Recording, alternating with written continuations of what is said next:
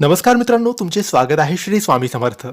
मित्रांनो, तुमची जर मीन राशी असेल किंवा तुमच्या जवळच्या व्यक्तींची मीन राशी असेल तर हा व्हिडिओ तुम्ही संपूर्ण बघावा. मित्रांनो, तुमच्या पत्रिकेसंबंधित, तुमच्या जीवनासंबंधित काही प्रश्न असतील, काही अडचणी असतील, कर्ज असेल, नात्यातील अडचणी असतील, व्यापारातील असतील, नोकरीतील असतील, जीवनातील असतील, कोणत्याही अडचणी असतील तुमच्या आयुष्यामध्ये, तुम्हाला पत्रिका बघायची असेल की त्यात कोणते दोष आहेत, त्यात कोणत्या अडचणी आहेत आणि त्यावर कोणते उपाय करावेत, कोणती सेवा करावी, यामधून कसे बाहेर पडावे, हे सगळं मार्गदर्शन सविस्तर तुम्हाला हवं असेल तर दिलेल्या व्हॉट्सॲप नंबरवर तुम्ही आम्हाला मेसेज करावा. मित्रांनो, आजचा हा खास व्हिडिओ मीन राशीसाठी आहे.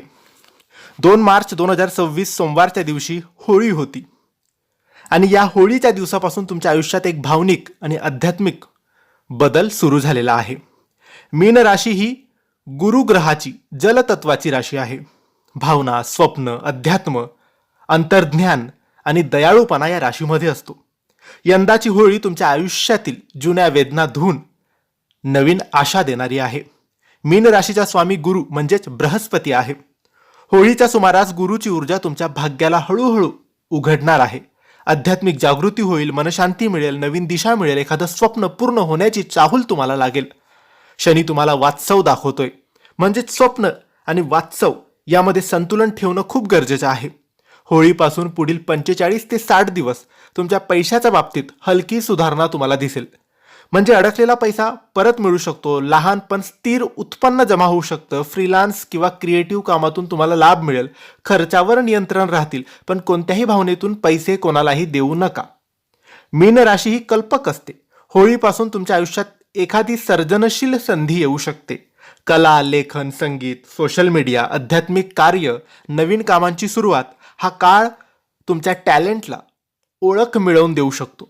मीन राशी प्रेमात पूर्णपणे समर्पित असते. होळीच्या आसपास तुमच्या नात्यात भावनिक स्पष्टता येईल. जुने गैरसमज दूर होणे, लग्नाचा विचार करणे, सिंगल लोकांसाठी खरं प्रेम मिळणे, पण भावनिक फसवणूक तुम्ही टाळायला पाहिजे. विश्वास ठेवताना सावध राहा. होळीच्या दिवशी जर तुम्हाला पाण्याशी संबंधित स्वप्न पडले किंवा एखादा धार्मिक संकेत तुम्हाला मिळाला तर समजून घ्या, तुमच्या आयुष्यात आध्यात्मिक उन्नती सुरू झालेली आहे. पाय, झोप, भावनिक ताण, सर्दी, खोकला असं दुखणं असे लक्षणं असतील तर या गोष्टीकडे लक्ष द्या. दर गुरुवारी ओम नमो नारायण, ओम नमो नारायण या मंत्राचा जप करा.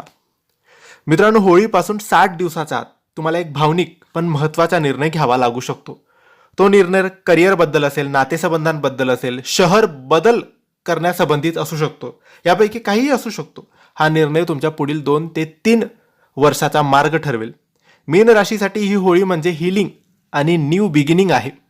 ज्यांनी खूप सहन केलं, ज्यांनी मनात वेदना लपवून ठेवल्या, त्यांच्यासाठी आता आशेचा किरण दिसणार आहे. पण लक्षात ठेवा, स्वप्न बघा पण पाय जमिनीवर ठेवा.